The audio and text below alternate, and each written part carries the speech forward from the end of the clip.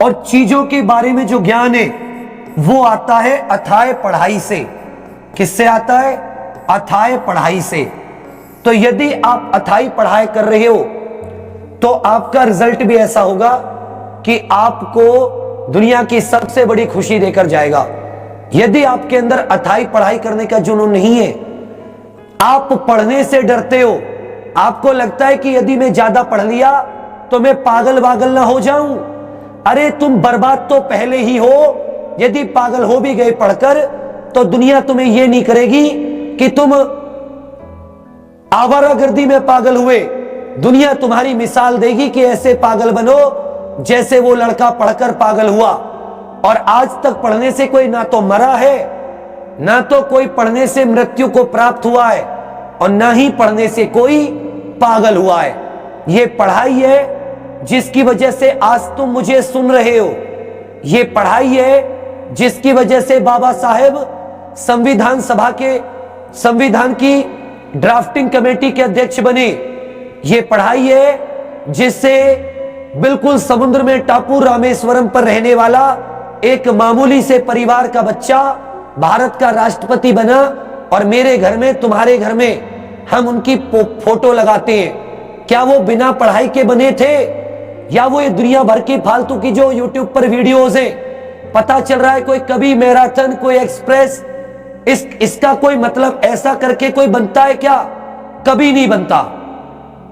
अथाह पढ़ाई ईमानदारी से, और पढ़ाई भी कैसी? रिजल्ट ओरिएंटेड पढ़ाई। आपका हर एक कदम आपके एग्जाम को ध्यान में रखकर उठना चाहिए। जब आप किसी तीर्थ यात्रा पर जाते हो तो आपके दिमाग में तीर्थ यात्रा का वो स्थान रहता है। आपका हर एक कदम, जो भी बस या ट्रेन आप पकड़ते हो, वो उस यात्रा तक पहुंचाने के लिए पकड़ते हो कि पहले 10 जगह उस यात्रा के बारे में पता करने जाते हो, 10 शहर में, तब उस यात्रा वाले शहर पे पहुंचते हो। इंसान हमेशा से आसान रास्ता ढूंढता है। आप पढ़ने के लिए कठिन रास्ते क्यों तलाश रहे हो?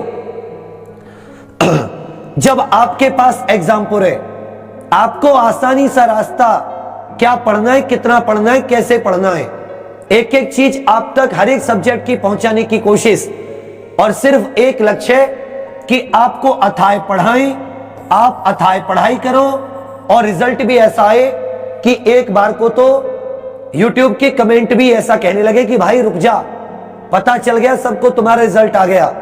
तो सुन लीजिए, लायक बनाएं। बहुत हो गई नालायकी, बहुत हो गई मजे, अब कुछ करके दिखाया जाए। हर उस हंसने वाले व्यक्ति को जो आज हम पर हंसता है, वो कल ऐसा दिन लाया जाए कि वो तुम्हारी मिसाल दे कि देखो वो उसका लड़का जा रहा है, लड़की जा रही है, ये आज एनटीपीसी में सिलेक्टेड है, CPO, SSC, CGL, CHSL, UP police, Delhi police head constable या टेट या किसी में सिलेक्टेड है। फैसला तुम्हारे हाथ में। समझदार हो तुम। मैं नहीं कहूंगा एग्जामपुर से पढ़ो, कहीं से पढ़ो, समझदारी से पढ़ो। बस आज मैं एक बात कहूंगा, समझदारी से पढ़ो। ऐसा पढ़ो कि पेपर में एक भी क्वेश्चन ना छूटे। जो कहते ना 80% पेपर करके आऊंगा, तो भाई साहब मेरा तो मन करता जहां पढ़ दूं तो 7 समुद्र पार जाके गिरे। यार आज ज्यादा पढ़ना गुनाह हो गया। सोचो कलयुग, लोग आप ज्यादा पढ़ रहे हो तो रोक रहे हैं आपको, और खुद आपको शर्म आनी चाहिए। आज तक ज्यादा पढ़ने से मैं किस लिए आज तुम्हें सब बात बता रहा हूं? सिर्फ इस पढ़ाई के बलबूते। आज मैं पढ़ाई नहीं करता तो आज यहां नहीं होता, और आज यहां नहीं होता तो तुम मेरी बात नहीं सुन रहे होते। सोचो। तो जो हमारे एपीजे साहब, बाबा साहब, जो हमारे आइकन है, हमें पता है हमारा आइकन मुकेश अंबानी या धीरू भाई अंबानी नहीं है। हमारे जो हीरो है वो एपीजे साहब, बाबा साहब है। और हमें पता है हमारा हीरो पढ़कर उस मुकाम पर पहुंचा है। तो तुम्हें भी उसी रास्ते पर चलकर उनका सम्मान दिलाना है जो खो चुका है। जितने इस निर्माण के रास्ते को चुन रहे हो वो लोग कमेंट करके बता देना, सब्सक्राइब कर लेना, एक भी वीडियो तुम्हारे हाथ से गुजर ना जाए। जो मैंने टाइम टेबल बताया वो टाइम टेबल नोट कर लेना, कल सुबह आ जाना। अभी आपको जरा भी परेशान होने की जरूरत नहीं है, सिर्फ और सिर्फ पढ़ने की जरूरत है कमजोर पक्षों को ठीक करने की। जिसको नहीं पढ़ा वो पढ़ो, जिसने पढ़ रखा है वो अपनी वीकनेस को अपनी मजबूती में बदलो, क्योंकि यदि पहलवान का एक भी दांव कच्चा रह जाता है